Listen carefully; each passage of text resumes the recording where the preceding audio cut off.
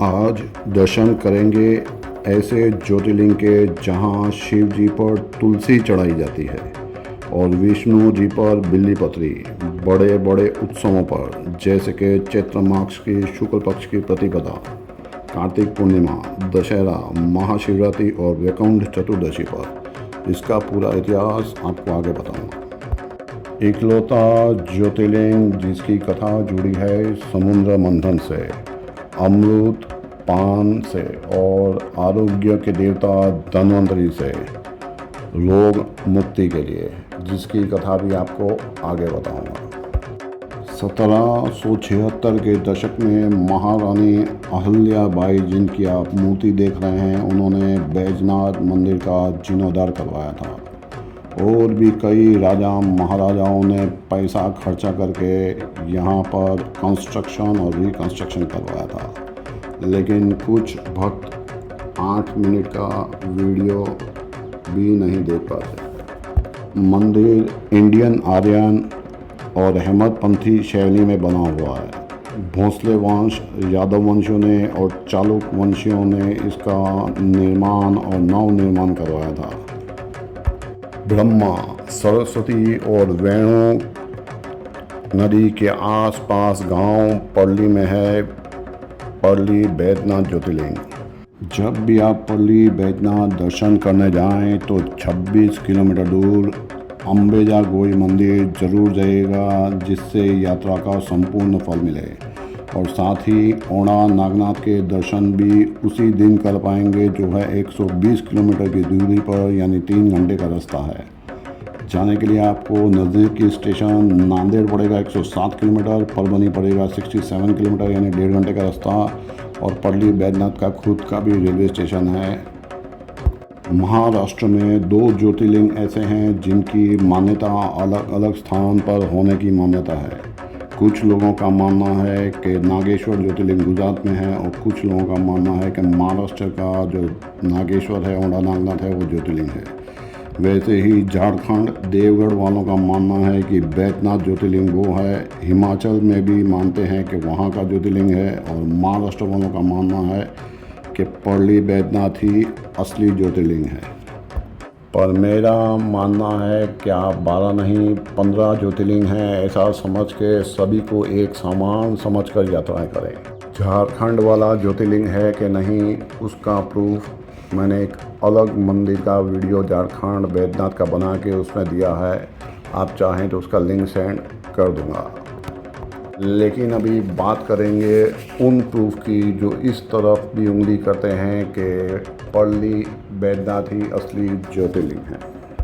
एक मंत्र है, पूर्वोत्तरे पालिका विधाने सदा शिवंतम गिरिजा समेतम सुरासोदित पाद पंकजम श्री बैद्यनाथ सततम नमामि। यानी कि पूर्वोत्तर में है पर्ली गांव, जिसमें गिरिजा यानी पार्वती जी के साथ रहने वाले सदाशिव को मेरा नमस्कार है। तो जितने भी ज्योतिर्लिंग बैद्यनाथ के नाम से बताए जाते हैं, यहाँ पर ही नाम पर्ली बैद्यनाथ है। रेलवे स्टेशन का नाम भी पर्ली है। पर्ली भीड़ जिला, महाराष्ट्र, मराठवाड़ा।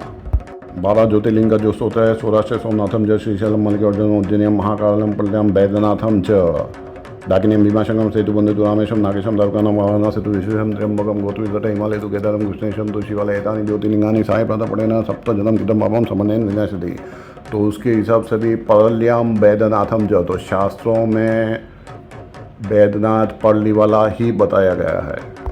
तो असली ज्योतिर्लिंग कौन है वो लड़ने वालों को लड़ने दे, लेकिन हम तो दर्शन करेंगे भगवान के और भगवान की कथा सुनेंगे। जैसे कि आप सब जानते हैं कि अमृत पाने के लिए देवताओं और राक्षसों ने समुद्र मंथन किया था। समुद्र मंथन से विष निकला जो महादेव ने पिया और नीलकंठ खिलाए। अमृत निकला था और अमृत देवताओं ने पिया था, जिसकी कुछ बूंदें हरिद्वार, उज्जैन, प्रयागराज और नासिक में गिरी थी, जिसकी वजह से वहाँ पर कुंभ मेला लगता है। तो सोचिए, वहाँ तो बूंदें गिरी थी। पर उससे पहले भगवान विष्णु ने पर्ली बैद्यनाथ ज्योतिर्लिंग में विष और अमृत के साथ 14 रत्न निकले थे। तो धन्वंतरि जी, जो खुद विष्णु के अवतार हैं, और अमृत कलश इस ज्योतिर्लिंग में छुपा दिया था। धन्वंतरी जी आयुर्वेद के देवता हैं, खुद भगवान विष्णु के अवतार हैं। अच्छे स्वास्थ्य के लिए धन्वंतरी जी की पूजा की जाती है, जो 12 ज्योतिर्लिंगों में आप यहीं पर कर सकते हैं। जैसे सभी भगवानों की जयंती होती है, वैसे ही धनतेरस को धन्वंतरी जी की जयंती होती है। दूसरी कथा की तरफ बढ़ने से पहले चैनल को सब्सक्राइब कर लीजिएगा, वीडियो को लाइक कर लीजिएगा, जिससे यूट्यूब आपको बार बार इस चैनल पे बताए गए 1800 मंदिरों के दर्शन करवा पाए। और वीडियो पसंद आए तो कमेंट बॉक्स में हर हर महादेव ज़रूर लिख दीजिएगा और अंदर मंदिर के अंदर की परिक्रमा के भाव जरूर रखिएगा। तो पहली कथा आपने सुनी धन्वंतरी जी की, जो आरोग्य के देवता हैं और आरोग्य ठीक करने के लिए वैद्यों को दिखाया जाता था, इसीलिए इसे वैद्यनाथ कहा जाता है। अब बढ़ते हैं दूसरी कथा की तरफ और शिवलिंग के दर्शन करिए। दूसरी कथा तो हर कोई जानता है। रावण ने महादेव से कहा कि वो बार बार कैलाश कैसे आ सकता है, जितना समय आने जाने में लगता है, अगर महादेव उसके साथ लंका आ जाए तो उतना समय भक्ति में लगेगा। तो महादेव ने रावण की भक्ति से प्रसन्न होकर एक ज्योतिर्लिंग के रूप में प्रकट हुए, लेकिन शर्त रखी कि वो लंका ले जाते समय अगर शिवलिंग कहीं पर रख देगा तो वो वहीं पर स्थापित हो जाएगा।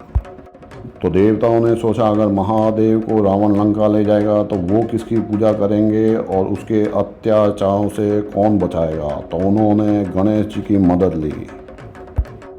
तो रावण को यूरिन यानी पेशाब का प्रेशर पड़ा, तो एक लड़के के हाथ में उसने शिवलिंग दिया कि शिवलिंग को किसी कीमत पर ज़मीन पर मत रखना। लेकिन वो गणेश भगवान थे जो लीला कर रहे थे। तो गणेश भगवान ने रावण को 3 आवाज़ लगाई, लेकिन रावण नहीं आया। तो गणेश भगवान ने शिवलिंग यहीं पर स्थापित कर दिया, जिस स्थान के आप दर्शन कर रहे हैं, जिस स्थान की आप परिक्रमा कर रहे हैं, और ये कहलाया बैद्यनाथ ज्योतिर्लिंग। तो रावण ने उखाड़ने की बहुत कोशिश की लंका ले जाने के लिए, लेकिन नहीं उखाड़ पाया। उसके कई टुकड़े अलग अलग जगह गिरे और वो सभी के सभी बैद्यनाथ ज्योतिर्लिंग हैं। तो आशा करता हूँ अभी तक सभी लोग वीडियो छोड़ के जा चुके होंगे, लेकिन अगर कुछ भक्त पूरा वीडियो देख चुके हैं तो चैनल को सब्सक्राइब कर लीजिएगा, कमेंट बॉक्स में हर हर महादेव लिख लीजिएगा, और जो नहीं लिख सकते उनके लिए मेरी तरफ से ओम नमः शिवाय।